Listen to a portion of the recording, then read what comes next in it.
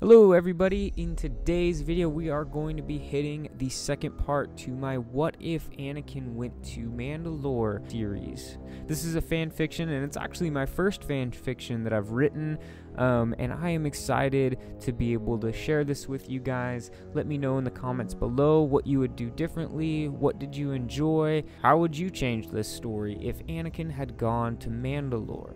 At this point, Anakin and Ahsoka have Maul in custody, and Anakin is attempting to reach the Jedi Council so that he can brief them and even tell them what Maul said about Darth Sidious and who he was. However, he's getting no response. It's dead silent. At the same time, on Coruscant, Obi Wan and the rest of the Council are hours into a closed meeting. No communication from the outside. And at the center of the council chambers, their prisoner, Count Dooku, stands. See, the council had sent Obi Wan and the 212th, along with the Coruscant Guard and Mace Windu, to rescue the Chancellor above Coruscant.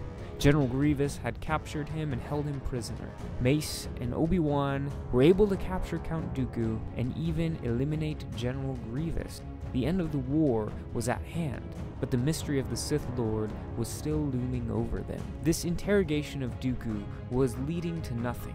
He would give up nothing. He said almost nothing for hours. Mace thought that maybe the power of the Council combined could grant them access to Dooku's mind through the Force, as they had done with Cad Bane. But I guess that was different. Bane was just a bounty hunter, a cunning one at that. But that still paled in comparison to a Sith Lord. Dooku said nothing of any help, only his usual: the Jedi are arrogant, blind, and have lost their way. Same goes for the Republic.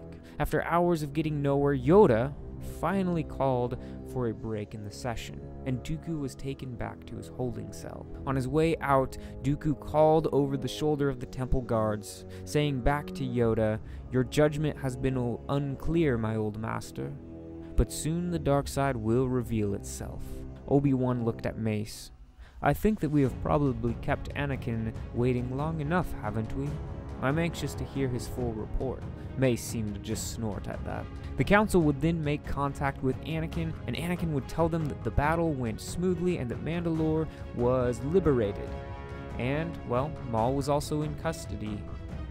Moving on, he then explained what Maul had said about Darth Sidious's identity, and him being Chancellor Palpatine. After a moment of silence, a long moment of silence, the Council would then agree that this information makes sense, but an arrest on Chancellor Palpatine without evidence would take them to a dark place. The Jedi would be seen as trying to overthrow the Republic, but finally they would agree that the arrest needed to happen as soon as possible. They had realized that it was their duty to do what was right and protect the galaxy. They had strayed so far from their mandate as Jedi over the course of the war. Maybe it was their hours-long interrogation with Dooku, and him saying this over and over again. The Council had realized they had played politics long enough, that it was time to do the right thing. So plans were made to send Obi-Wan, Mace Windu, Kit Fisto, and Saesee Tiin to arrest the Chancellor. Surely 4 members of the Jedi Council would be enough. Anakin protested that they weren't waiting for him. This was his information, after all, that would lead to the capture of Darth Sidious, but he chose to put his head down and terminate the transmission. Anakin knew that Yoda could sense that he had more to say, but he wasn't going to tell them what Maul had said about him being Sidious's next apprentice. After all, that was absurd, wasn't it? He was the chosen one. He was the one who would bring balance to the Force, right? While Mace and the other Jedi went to the Chancellor's office, Yoda headed off to the temple holding cells. As the Republic cruiser made its way above Mandalore's surface, Anakin returned to Ahsoka and Rex on the command bridge. He briefed them on the Council's plan to arrest Palpatine, but Ahsoka could sense that her old master was conflicted and frustrated. He was hurting. And suddenly, in the silence, Rex spoke up, pondering out loud. "If the Chancellor is really behind everything, that means..." He and Anakin shared a glance, and at the same time blurted out a name. "Fives! Rex, pull up everything we have on Fives, especially the events surrounding his death." They rewatched everything: security footage, mission reports, and more. At the time, it had seemed ridiculous, but now it made sense. And touching the side of his head, Rex looked at Ahsoka and Anakin. "We need to prep the medical bays now," he said.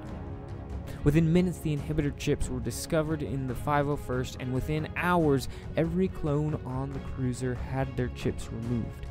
The 501st were free of whatever dark plot lay ahead.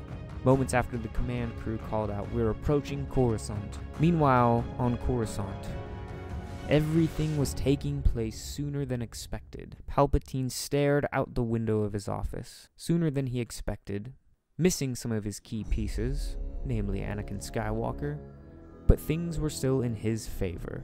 He turned to Mas Amedda. "Get me Commander Fox." Of course.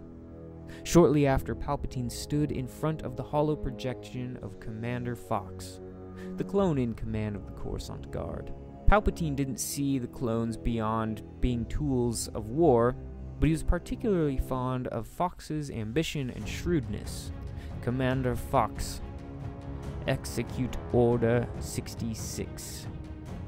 "It will be done," Fox responded. I hope you enjoyed the second part to my What If Anakin Went to Mandalore story.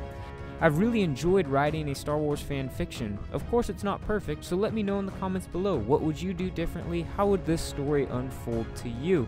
I hope that you will join me for the final part coming up next.